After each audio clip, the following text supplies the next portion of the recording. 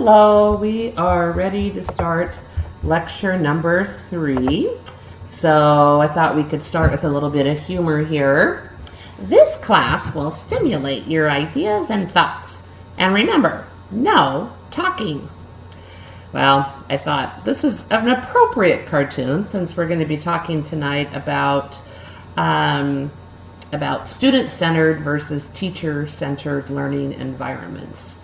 And you're going to be thinking about that this week as you go through some different discussion boards and different assignments.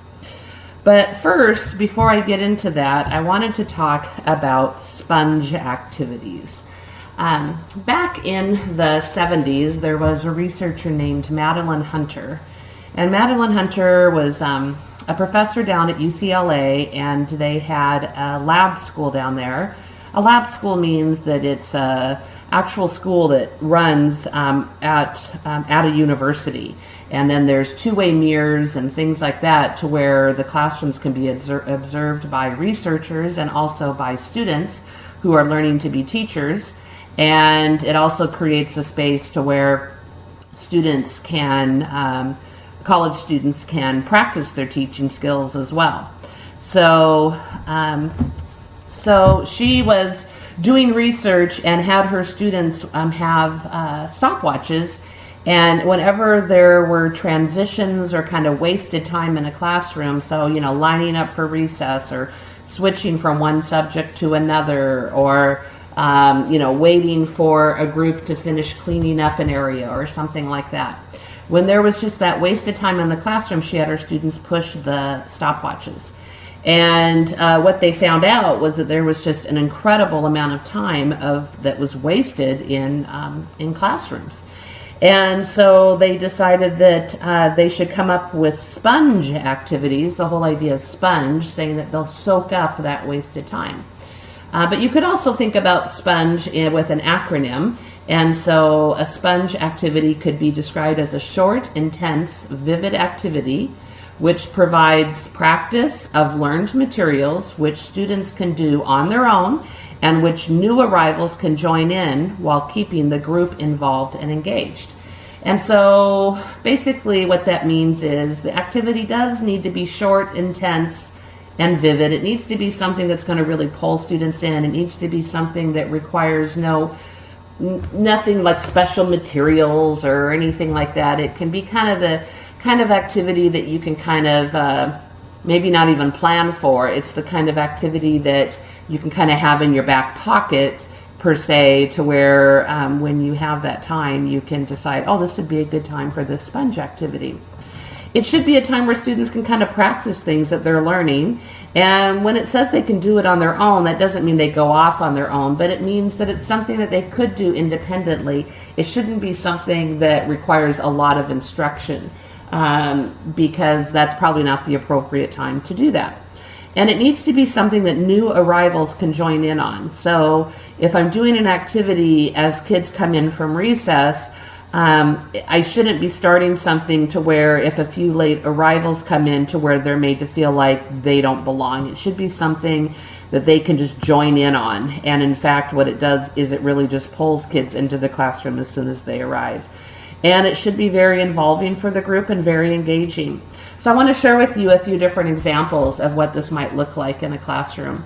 Before I do that, I want you to think about when we were talking before about the 3 different types of discipline.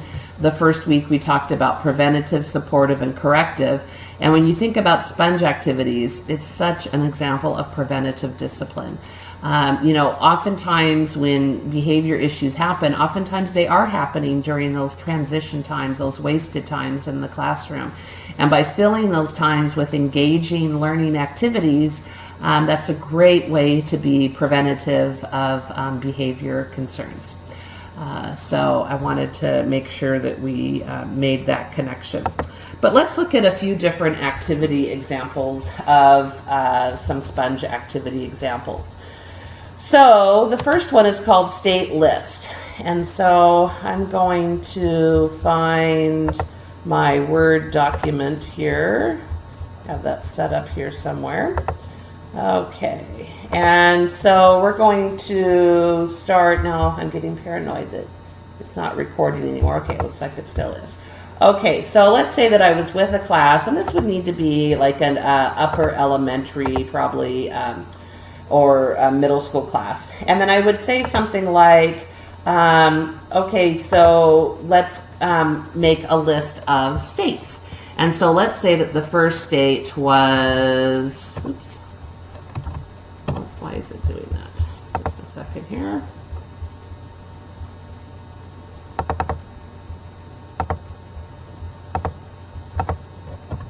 Okay, not sure why that's doing that. Sorry. Nothing like technology problems, right, when you're demonstrating something, right? Okay, so let's say that the first state that they listed was Ohio. So the next state, and by the way, if I was doing this with students, I would just be using like the whiteboard or the blackboard or something like that, a document cam, something to where I can write down the states that they're doing. I wouldn't be doing it on the computer screen like I'm doing with you right now. Okay, so let's say the students yell out, Ohio, and I'd say, okay, great, that is the name of a state. So the next state has to end with what that state ended with, and that state ended with an O, so we know the next one has to start with an O. Do we have any other states that start with an O? And a student might say, Oregon, and you'd say, right. So what does the next one need to begin with? Oh, it needs to begin with what this one ended with, so the next state has to begin with an N. And so they might say, Nevada. Say, okay, that's true. So what does the next one need to start with? Oh, it needs to start with an A. So maybe Arkansas. Okay, so what does the next one need to start with? Oh, it needs to start with an S. So South Carolina. Okay, what does the next one need to start with? It needs to start with an A. Let's say someone said Alabama. And the nice thing with this activity is it's not something to where, at least if I did this with kids, it wouldn't be something where they have to raise their hand or anything. Like I would actually want that energy, that, you know, kids yelling things out and such, my preference really is it to where that kind of makes it a fun, engaging kind of a game.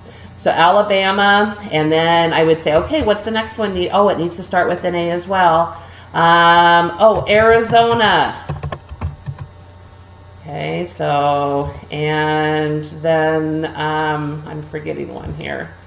Let's see. So Arkansas, Alabama, Arizona, and boy, my brain all of a sudden, I know there's another state. So let's say that the students aren't sure. They might run to the atlas, or they might look at the state map that's on the wall, and that can certainly become a reference.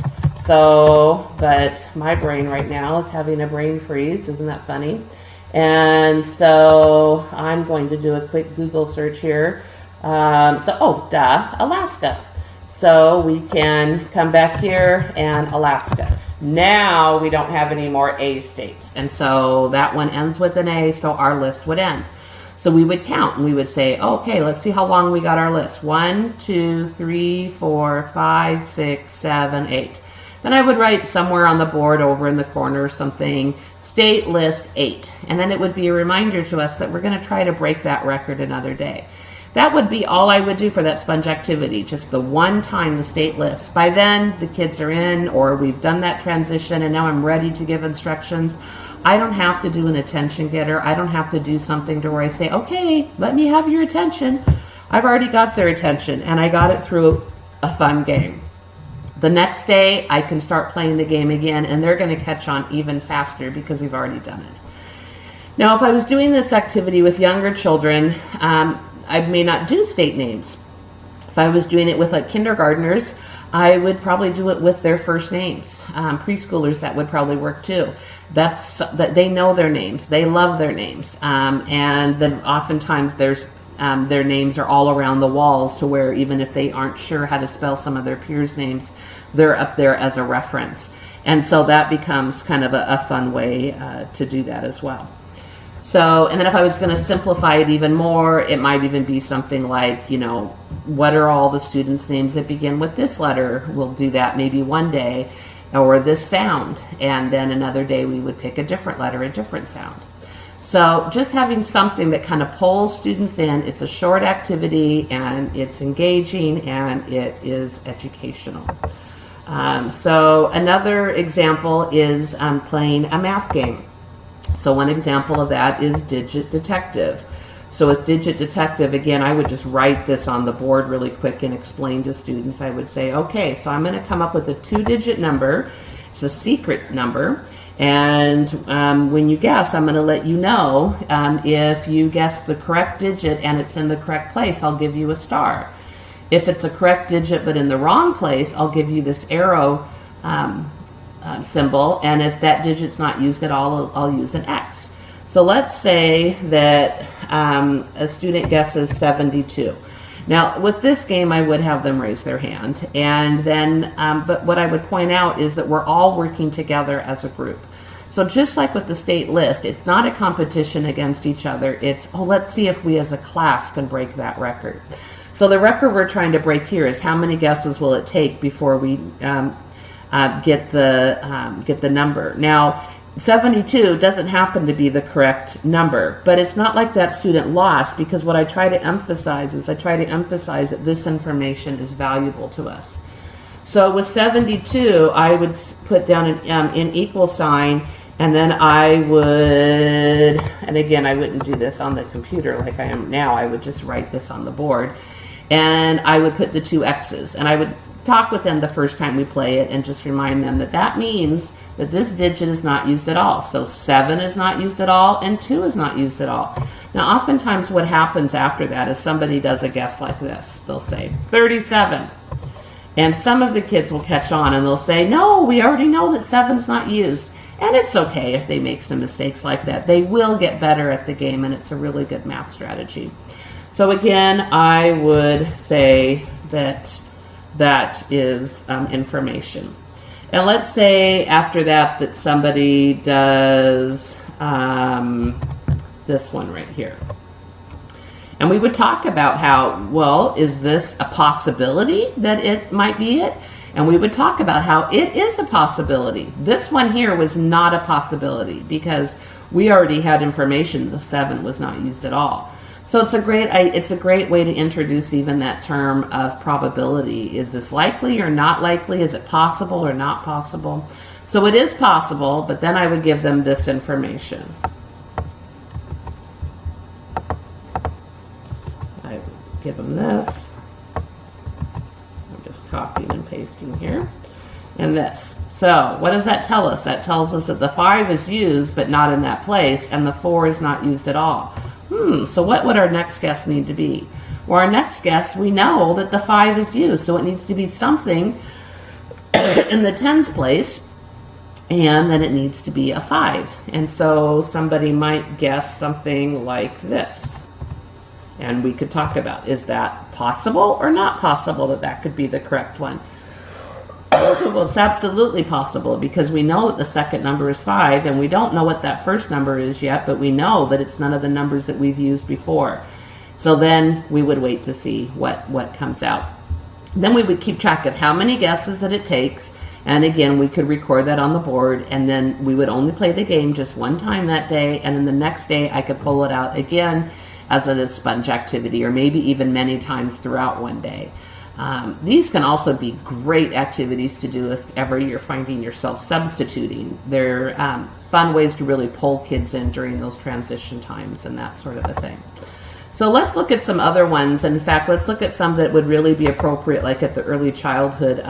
So here's, if you are not familiar with the Willoughby Wallaby Woo song, this is a really fun one, especially at the beginning of the year as you're getting to know students. But also when you're dealing with preschool and kindergarten, you're dealing a lot with rhyming and a lot with phonemic awareness and kids really hearing the sounds in words. And so this can be a really great one. And the kids just think it's silly and fun.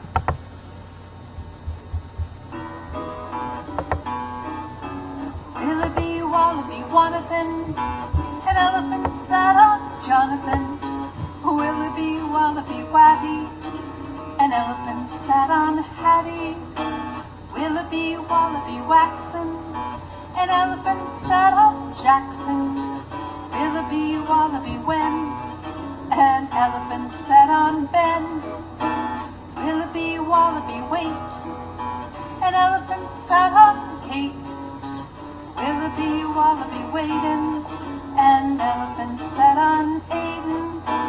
Willoughby, wallaby, wept. An elephant sat on Jeff. Willoughby, wallaby, welly. An elephant sat on Ellie. And then a nice way to end that is Willoughby, wallaby, woo, an elephant sat on you. And so that's just a really fun one to where you would do it with the kids' names. And you don't even have to have it written out. You can just go around the circle and just point to the kids. And another way you can do it is you can also sing the song, and then you can go in a random order, and then they'll figure out who the next person is by listening to the rhyming. So if it was Willoughby, wallaby, Roxanne, an elephant sat on, and then I would be so excited because I would say Roxanne, and I would know that that's going to be my name that's next.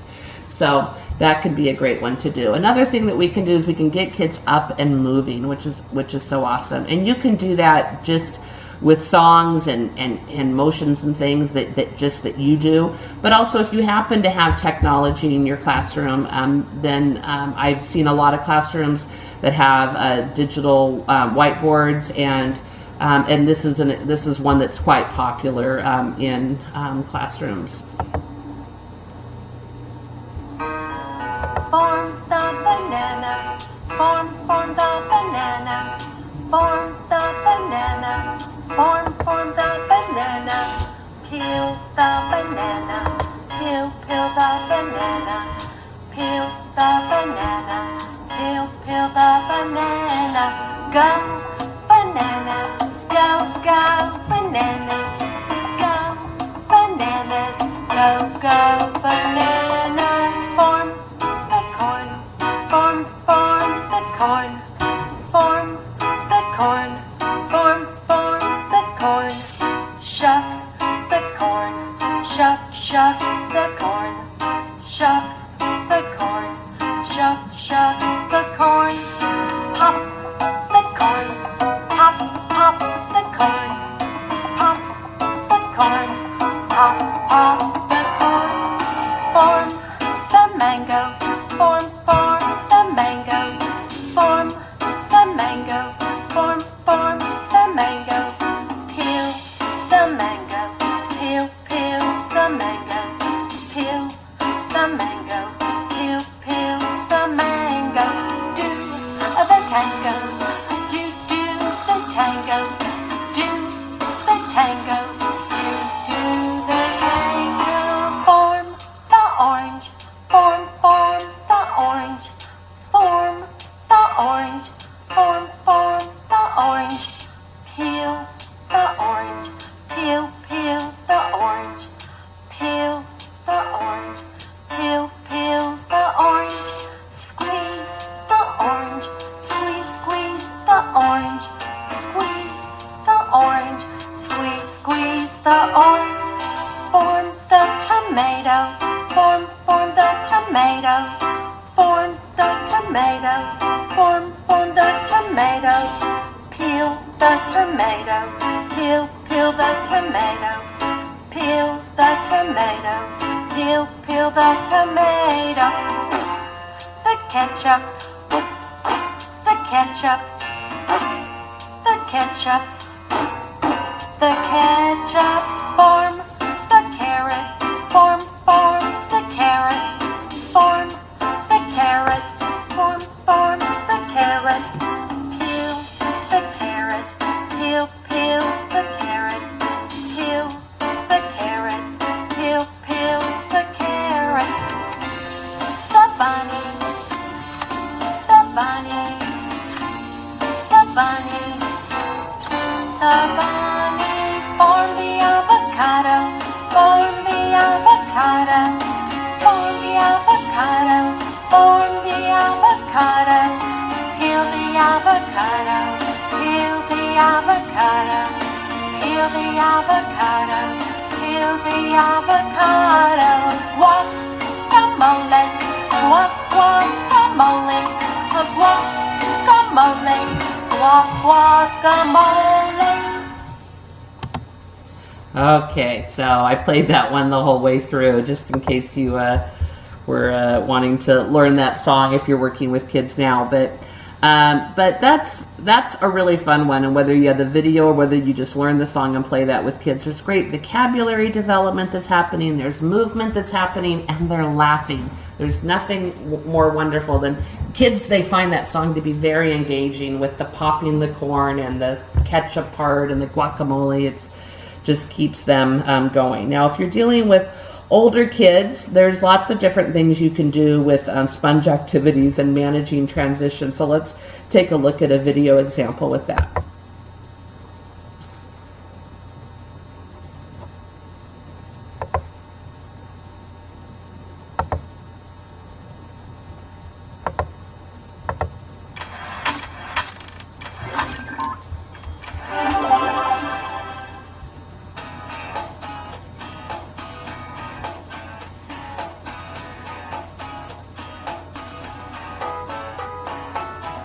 Super Scholar style in 3, 2, 1. Beautiful. Eyes over here. Swab eye. Classroom management is so important. And I think that anytime you can embed any academic content in classroom management, it's really beneficial for students. Okay, today, for word of the day, we transition by naming a word of the day. A root word that we've been studying, or it might be a word from our social studies unit. Something content-based that I want students to hear again and again and again until it's just imprinted in their memory. Daniel is going to choose our word of the day. 3, 2. I would want quixotic. I'm sorry? Quixotic. Oh, quixotic. Today's word of the day was quixotic, a particularly difficult one. When you're seated like a scholar. Once we've selected that, we use that as a transition from our desks to the carpet. Word of the day is quixotic. We'll define the word and use that repeatedly throughout the day. Our word of the day means impractical. Quixotic is a great word. It comes from this book that you're going to read as a high schooler or as a college student called Don Quixote.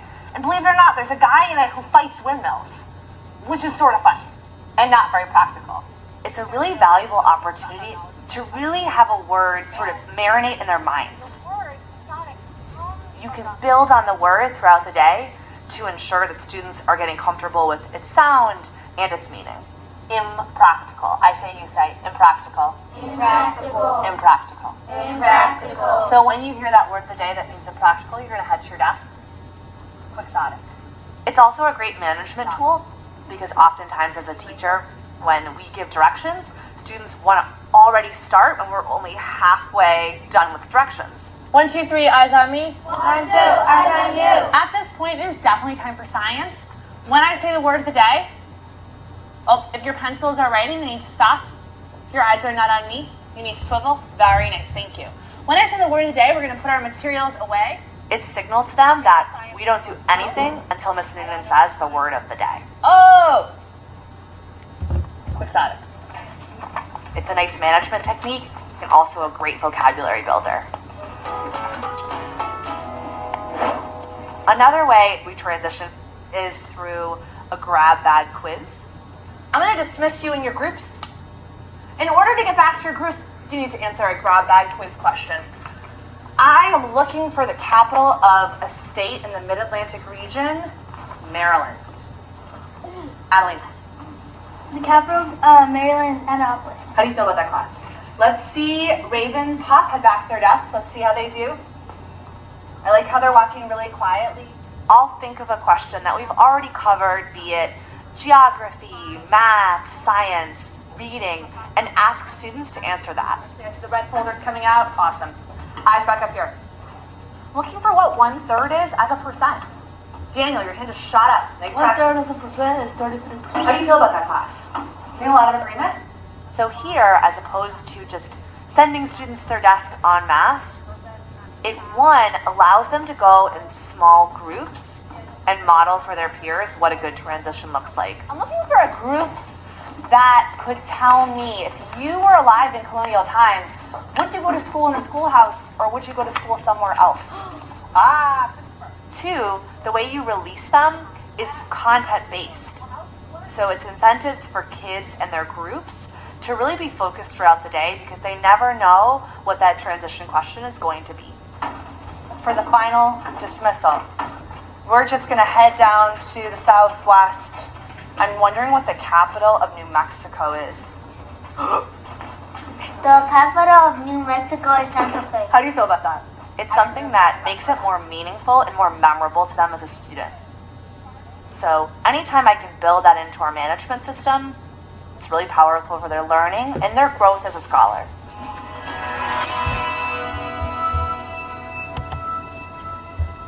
Okay. So, I'm going to skip these other ones here. I think that you guys probably have the idea here. What you're going to be asked to do on the discussion board for this week with the lecture discussion board is going to ask you to come up with another sponge activity example. And it might be one that you've used or that you've seen being used with kids, or if you're kind of stuck, you can certainly just go do a Google search. So I pulled up a Google search here. I just Googled sponge activities, and you'll see that there are lots and lots of websites that give ideas for sponge activities. And maybe if you are working with the toddlers, so you might even do sponge activities for toddlers. Now, sometimes maybe you're going to get some things that say like sponge painting and such. So if you get something to where you're going, that's not quite what I had in mind, then you might try this. Instead of the word sponge, you might try transition activities. And then that can give you some ideas. So helping children make transitions between activities. So those are going to be some great ideas that are going to basically be sponge activities. So what you're going to be asked to do in the discussion board is to come up with your own sponge activity. And so when you do that, just make sure that you're thinking about what a sponge activity is, that it is short. It's a very short activity, but it needs to be intense, not something that, when I say intense, like it needs to be just something that really gets students involved. It should be vivid, something that has movement or visuals or music, something like that. It should have some sort of a practice of their learned materials to where it doesn't require a lot of instruction. It's something that kids could join in on even if they're joining late. The group should really be involved and engaged. And then we're looking at something that can be done just quickly during a transition activity. So as you're coming in from recess, as you're lining up to go somewhere, as you're moving from one part of the room to another room, when you're waiting for another group to finish cleaning up, those kinds of things. So it's going to be fun to see all the different activities that people come up with. And then hopefully then you're going to be able to learn some new sponge activities as well. Okay, but let's get into what the meat of this week's lecture is going to be about. And that is that we are thinking about our classroom physical environment, and we're thinking about what might we notice in a teacher-centered classroom and what might we notice in a student-centered classroom.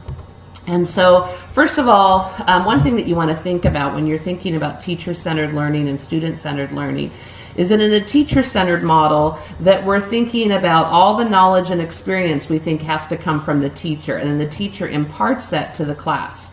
And it tends to be where it's mostly the teacher doing the talking, and the students are not really involved. Whereas in a student-centered classroom, the students are involved in the experiences, and they bring in their beliefs and their knowledge, and the classroom is set up in such a way to where they're able to explore and able to develop those. And there's interactions going back and forth with the student and the teachers, and also student to student as well.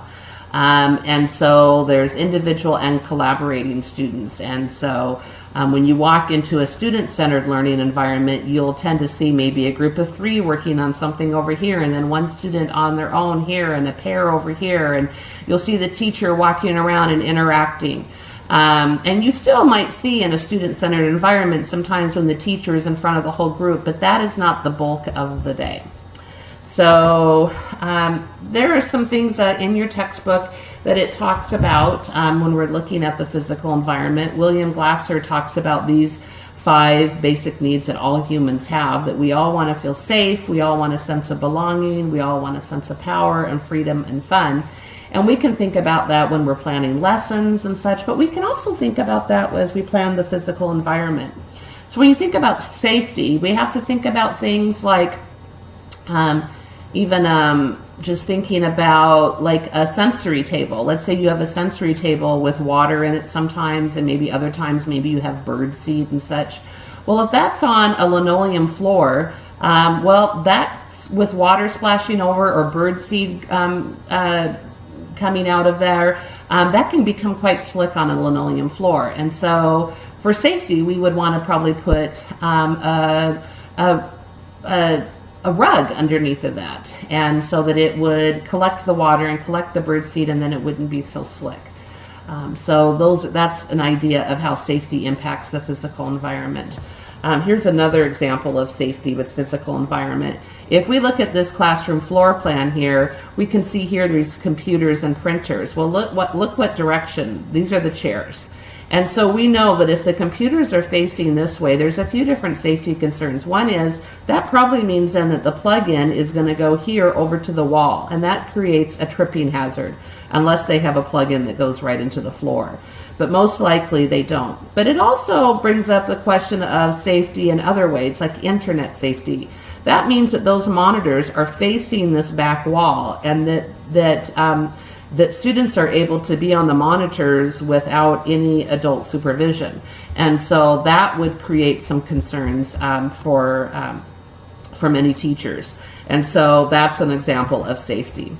When we are thinking about a sense of belonging, thinking about, having their names, having pictures of their families in the classroom and the center, having things that are things that they're interested in and things that they've created all around the environment.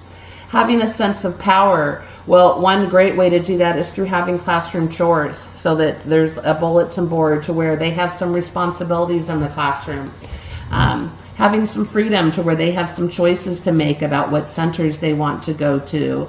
And of course, a real sense of fun is really important as well. In one of our classrooms at our school, in our kindergarten, first and second grade classroom, we have a little miniature trampoline in the classroom.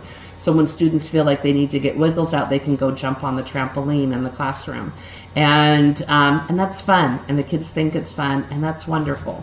So you can look at page 74 of your text and think about how safety, belonging, power, freedom, and fun play into the physical environment.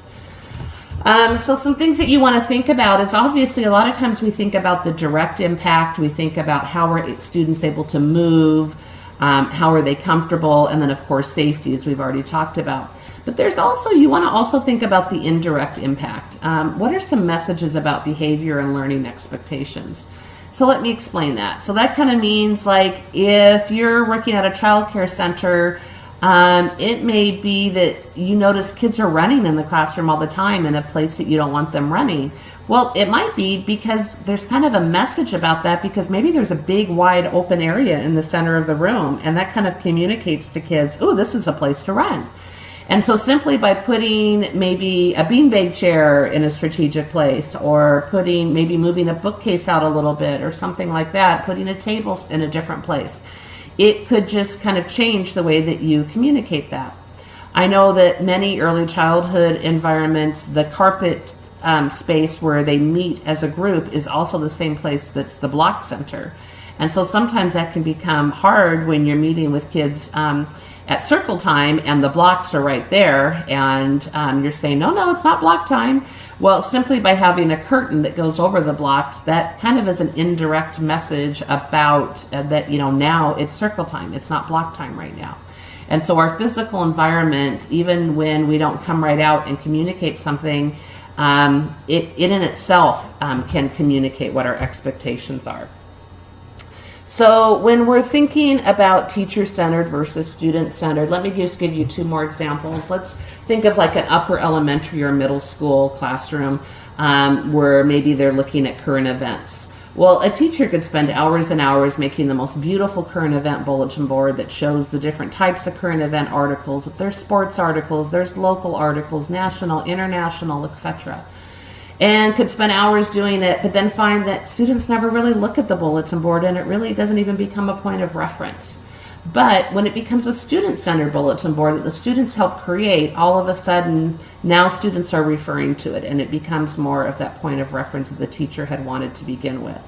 And so as students maybe bring in current events that they share, then they decide as a class, well, where would that one go? Is that a sports? Is that a national? Is that an international? Maybe the different parts of the board aren't even labeled. Maybe that becomes a discussion. Maybe we start with 5 and then we say, well, how would we group these? Are all of these the same or are they different?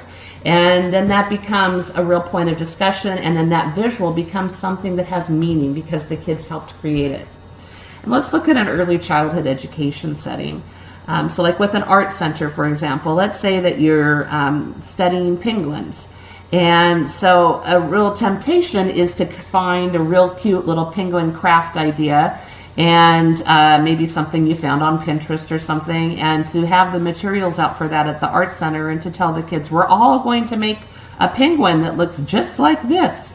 But instead, maybe you find pictures of penguins, both realistic and also some that are kind of more artistic and creative, and you put those all around the art center and you put a variety of materials out. And maybe you try to inspire the kids to make a penguin. Maybe some of them do, maybe some of them don't. But most of them probably would be inspired to do that. But now they all look different, and now they're all creative, and they're much more engaging for kids and much more student-centered. And also students are really able to show what they know about penguins by what they decide to put onto their penguins. So we really want to think about making sure that we're aiming more towards that student-centered environment.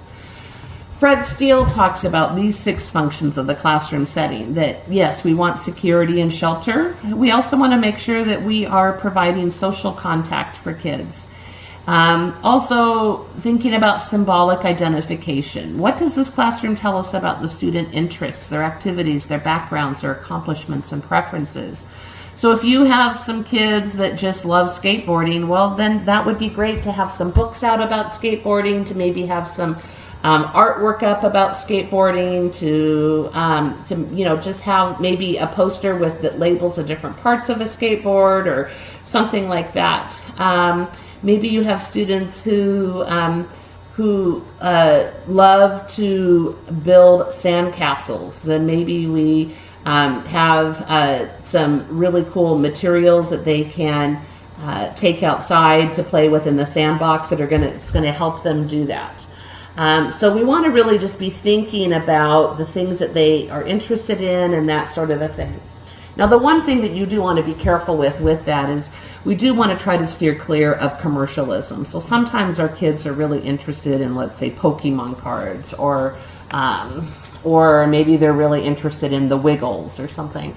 And so we do want to be careful that, there's enough commercialism outside of our early childhood education and elementary and middle school classrooms. And so trying to look for interest where we can kind of build on things that maybe aren't going to encourage the commercialism kinds of ideas. So also we want to think about, what does this classroom tell us about the teacher's goals and values and beliefs about education? I'm going to go into that a little bit later. We can also think about task instrumentality. So like, what the heck does that mean? Well, basically what that means is that thinking about the task that you want to happen. So for example, if I have a paint easel in my preschool classroom, I want to make sure that is set up to where students can go use that independently. So I want to make sure that I'm choosing paint bibs that that kids can put on without adult help, that don't require tying in the back and such. I want to make sure that it's really easy for kids to set up the easel with paper, and that it's not something to where it's really complicated that requires adult help. I want to make sure that I have things there that help them put their name on the painting. and that it's easy for kids to move the painting to a place to dry. So you want to just be thinking about, are the instruments and is everything there that they need to accomplish that task? And of course, also in a classroom setting, we want it to be a pleasurable place to be, that when you walk in to where it just feels like, oh, I just want to be here. We've all been in environments like that where you walk in and you just feel, oh, it just feels so nice and homey and just feels like a wonderful place to be. And of course, we also want to create an environment where the children should be invited to explore, observe, test, and discover. So one of the things that means is that our environments need to change. And so the environment, the way it looks in September, should not look the same come October, November, December. That our environment should change, and it should be exciting to kids as they walk in and they see things change. And they should be part of those changes as well. So some things when you're thinking about arranging space for kids is we want to use an arrangement that's consistent with our instructional goals and activities. So that ties right back to where I said we were going to talk more about the teacher's goals, values, and beliefs. So same idea. So let me show you here. So if we value kids working together, well then what does this easel tell us? Doesn't that easel communicate that? We could be putting up one great big piece of paper and kids could be sharing that. Or even kids doing their own individual art, but it's side by side. It's letting them know that we value kids talking with each other and creating together. So thinking about, okay, what is it I really value? And then looking around your room and thinking, does this match what I believe? Or sometimes does it contradict? Look at this great classroom. This is in your textbook, but it's a black and white picture. Those are gutters. Those white things that are holding the books. Those are gutters that normally collect rain on the outside of a house. And you'll find those in classrooms sometimes. And so look at what that communicates. That communicates to kids when books are faced out that you're trying to pull them into reading. It's just like the way that a bookstore sells books. They don't, when all you have books is just where the kids can only see the spine, that doesn't really pull them into reading. This communicates a lot to kids about what you believe and that reading is valued in this classroom and that books are valued. Now, if we were working with very young children, look at how high these ones are up here. That communicates something as well, doesn't it? Now, let's say that those are books that you want to maybe read with the children. Well, that kind of communicates that by them being higher. And by having the ones that are lower, that communicates something. But when we put things out of reach of children and then we wonder why they don't use it, well, that's because we're really communicating to them that isn't for them. One great idea to do is, if you're working in an environment with children, is to get down at the size that your kids are. So getting down on your knees and sometimes even lower and walking or crawling around the classroom and seeing it from that child's point of view. What does that look like? And thinking about what could you change to make it more child-centered. So we want to make sure that that we keep high traffic areas free of congestion. So thinking about like closet areas and cubby areas and sink areas, things like that. Make sure that students can be seen easily by the adults. Make sure there's not, you want little hidden places as far as like little places where they can go and be alone, but not to where they can be hidden. And so for safety reasons, we want to make sure that you're able to see the kids. And you want to keep frequently used teaching materials and student supplies readily accessible. So, it's kind of silly to have the crayons and the blocks and things like that where they're hard to get at. So think about those things that you're using all the time and make sure those are readily accessible. And be certain that students can easily see whole class presentations and displays. So for example, if you have a big easel that you use with chart paper, then make sure that it's positioned in such a way to where when the children are sitting on the rug that they can see that.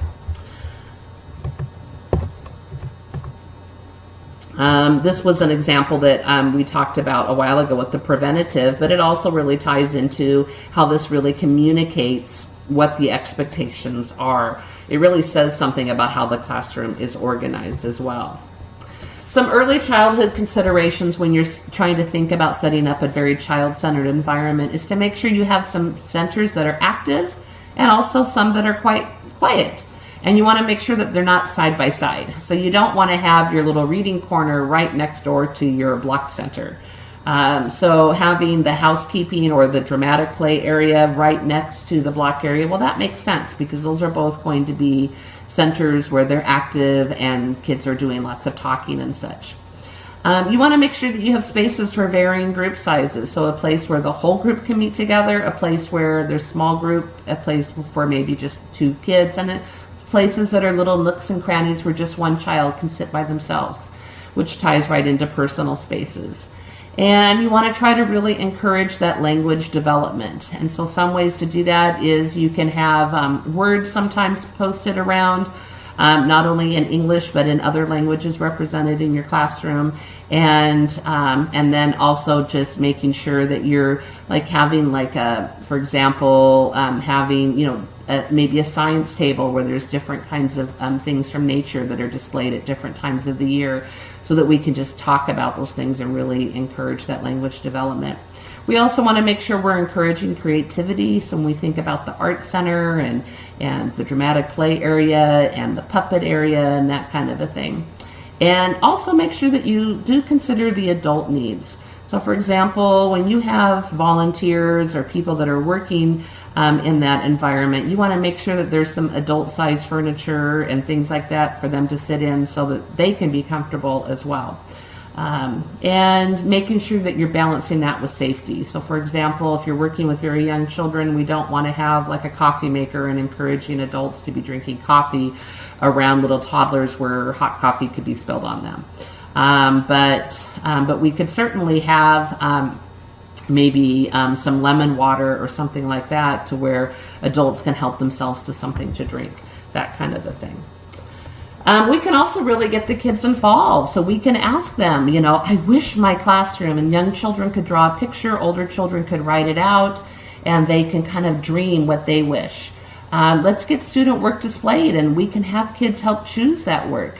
We can also create references for students, anchor charts, to where they become a point of reference, and I'll show you some examples of those. And also we can get kids to help organize the library. So we can take together a whole bunch of books and have them kind of think about how the book should be organized.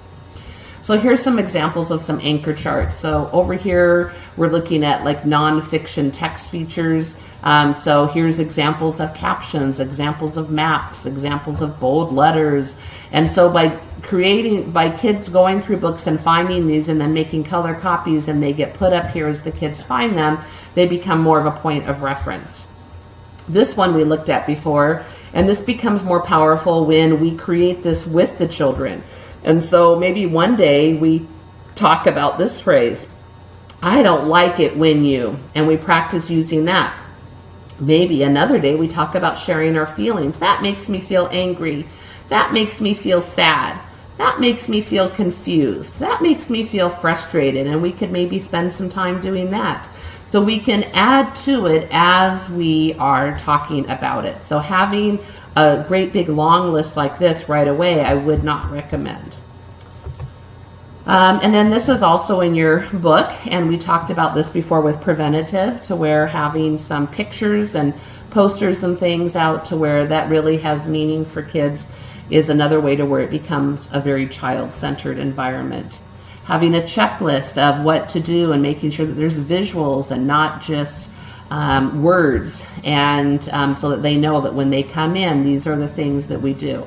I think I would use a different visual rather than the phone, like someone with a speech bubble or something. I think that would make more sense. That is almost implying that they're supposed to call you to say hello. You have to think about the visuals you're using sometimes. The main idea is we really want the classroom environment to convey powerful messages to children. So we want to convey that this is a good place to be, and you belong here, and you can do things on your own here. And this is a safe place to explore and try out your ideas. And this is a place you can trust, and there are places where you can be by yourself when you want to, and you can do things on your own here. And so looking around the environment, so when you're watching the videos and thinking about child-centered environments, to be thinking about all the things that we talked about today when you're thinking about teacher-centered versus child-centered.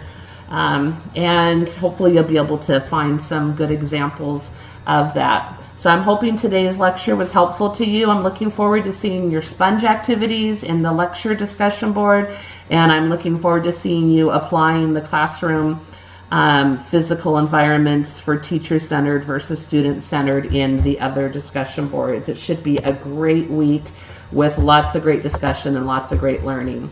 All right, well, we'll talk to you later. Bye-bye.